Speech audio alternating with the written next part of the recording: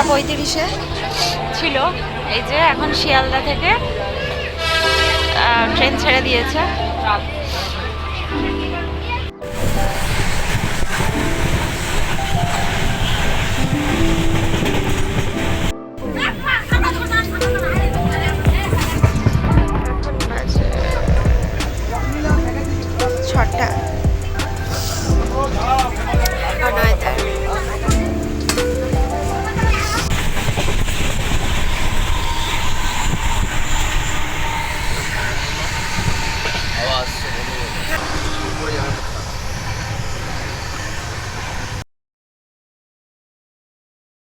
Good morning everyone and welcome back to my channel. আর এখন বাজে হচ্ছে সকাল 8টা, সাড়ে 8টা বা তার থেকে একটু কম বেশি হবে।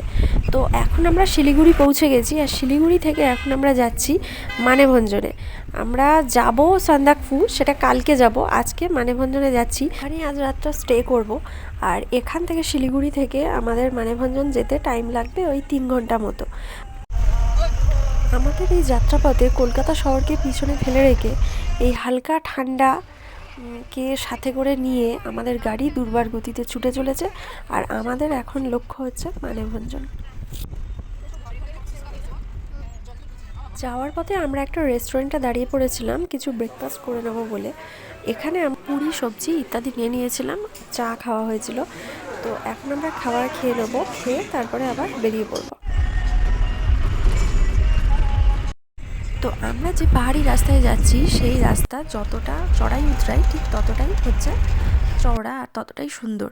তো আমাদের বেশ ভালোই লাগছিলো, চারপাশে পাহাড় আর চা গাছ লাগানো পাহাড়ের ধাপে ধাপে, যেটা আমরা এই টাইমে এলে মানে এই টাইমটা হচ্ছে এই সবগুলো পাওয়া যায়। আর যদি নভেম্বর ডিসেম্বরে আপনারা আসেন তো সেখানটা তো সেই সময়টা বরফই পাওয়া যায়। এখন আমরা এসছি হচ্ছে মিরিকে। Hello friends, welcome back to my Madhuas lifestyle channel.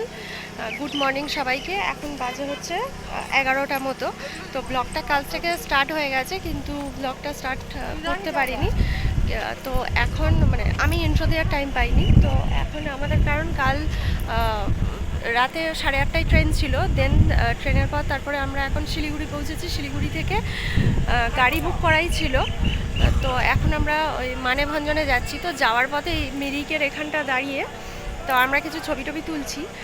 তো ব্লগের সাথে থাকুন, দেখতে থাকুন। আমি কতদূর ভিডিও আমি করার চেষ্টা করব, ঠিকঠাক ভালোভাবে ভিডিও। এখন ওয়েদার মানে ভিতরটা খুব সুন্দর, ওপরে ওরা ছবি তুলছে। তো শিলিগুড়ি থেকে মানেভঞ্জন যাওয়ার দূরত্ব হচ্ছে 75.2 কিলোমিটার, যেটা আমাদের মোটামুটি 3 ঘন্টা কি 3 ঘন্টার একটু বেশি লেগেছিল। তো এখন আমরা চলে এসেছি, আর আমাদের হোমস্টের নাম হচ্ছে গ্লোরি হোমস্টে। তো যেখানে আমরা এখন প্রবেশ করছি। তো এখন আমরা ফ্রেশ হব। এখন বাজে হচ্ছে ওই 2টো মতো। তো এখন হচ্ছে আমরা হোমস্টেতে পৌঁছে গেছি। তো এখন আবার লাঞ্চ করতে যাব। তো লাঞ্চ করে এসে, কারণ রুমটা মোটামুটি ভালোই, আজকের রাতটা আমরা এখানে থাকবো, কালকে যাব আবার সান্দাকফু। তো আজকে আমরা মানভঞ্জনে আছি। তো এখানে একটা মার্কেট আছে, বিকেলে ওখানটা বেরোবো হয়তো। তো ফ্রেশ হয়ে আমরা 2:45-এর দিকে লাঞ্চ করতে চলে এসেছিলাম, সেটাই খেতে হবে।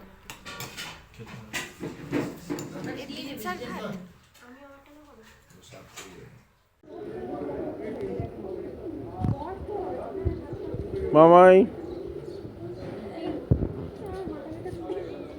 উঠে গেছে ভিডিও। লোকাল মার্কেটে খেদে লোকাল মার্কেটে হাঁটতে বেরিয়েছি।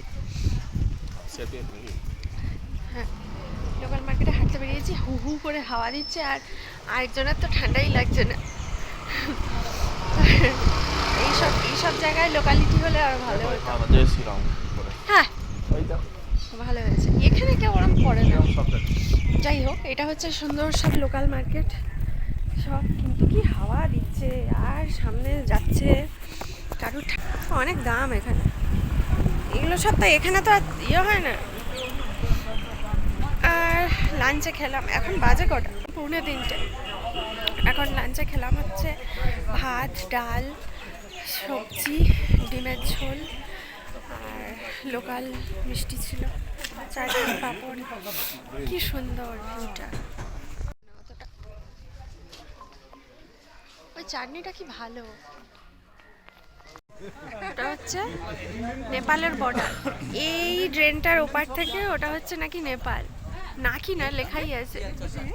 তো আমি তো এখানে ড্রেন পেরিয়ে নেপালে ঢুকে গেছিলাম, তো সেখানে গিয়ে কিছু ফটো টটো তুলে চলে এলাম। ওখানটা হচ্ছে যে নেপালের বর্ডার ছিল, ওয়েলকাম টু নেপাল লেখা ছিল। তো এখন আমাদের টি টাইম, কারণ চা দিয়ে গেছে, চা পকোড়া স্ন্যাক্স এসব দিয়ে গেছিলো। তখন এখন আমরা চাটা খেয়ে নেবো, নিয়ে একটু রেস্ট করব।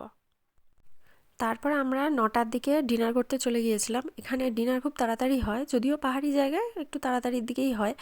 তো আমাদের ডিনারের আইটেম ছিল ভাত, ডাল, সবজি আর চিকেন। তো আজকের ভিডিওটা এখানেই, কালকে আবার নেক্সট ব্লগে দেখা হবে, সান্দাকফু ব্লগেই দেখা হবে। ততক্ষণে আপনারা সবাই ভালো থাকবেন, সুস্থ থাকবেন। Till then, tata, good night.